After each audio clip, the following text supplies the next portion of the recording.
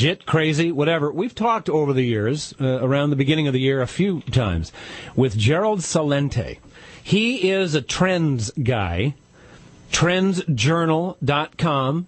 He's a publisher, website, publications, consults business and stuff on trends, which, trends, it's not like, Lindsay Lohan will get thrown in jail again. It's not like that. It's not like psychic predictions, but it's like trends, movements of things, people, stuff to watch for, right? Gerald, am I, explaining that kind of correctly? Britney Spears is going to have twins. There you go.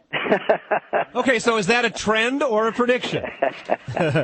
Yeah, we look at the current events shaping the future. We're all doing what we're doing in life, Keith, because of decisions we've made.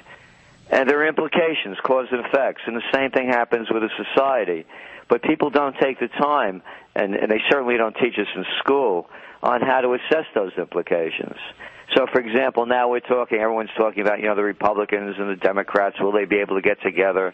Will they break the gridlock? What will the Bananos and the Gambinos do this year? What will the inepts and the incompetents do to push the nation forward? That's the way we look at it. Let me ask you about a couple of these. There's a list. We'll get this up on our website and also your website, trendsjournal.com. But on the list of the top 10 or 11, there's a couple in particular that interest me. So I'm going to get you to talk about these for just a minute or two. Sure. Number one, the wake-up call. You say people of all nations, having become convinced of the inability of leaders and know-it-all arbiters of everything to fulfill their promises, will do more than just question authority. They will defy it. The seeds of revolution will be sown. You're seeing it happening in Europe. And by the way, the people with this WikiLeaks thing, the first thing you hear is, they're compromising our operatives. What they're doing is they're showing what a bunch of thieves, criminals, lightweights, lowlifes, these people that call themselves world leaders and diplomats are. And the people are getting very hip to this, particularly, in the States and in Europe more so, because they have a thing called austerity measures. And here's the deal. We're going to lower the minimum wage. You're not going to get a job. If you have one, you might lose it. Oh, and by the way, those pensions and benefits, we're going to cut them. Oh, and we're going to give you less services. But you're going to pay more taxes because we have to bail out the banks. That's why they're taking to the streets. You saw a couple of weeks ago the students in England rioting, and then they saw the royal couple, and they're screaming off with their heads.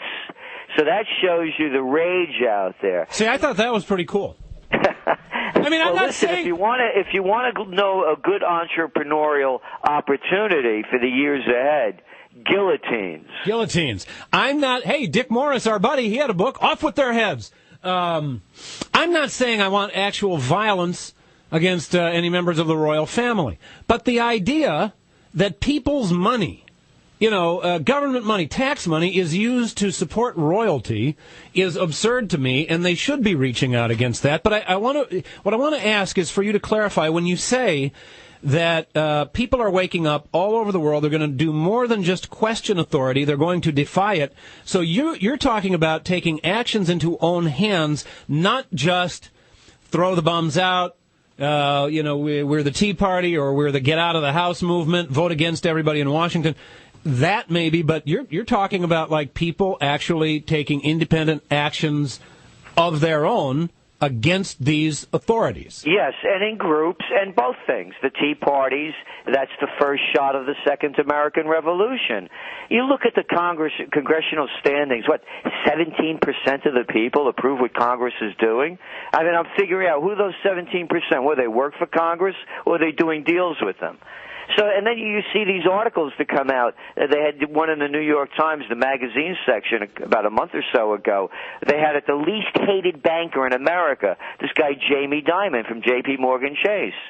And then you find out the guy that wrote the article, his mommy is good friends with them. And you read the comments in the New York Times page, Keith.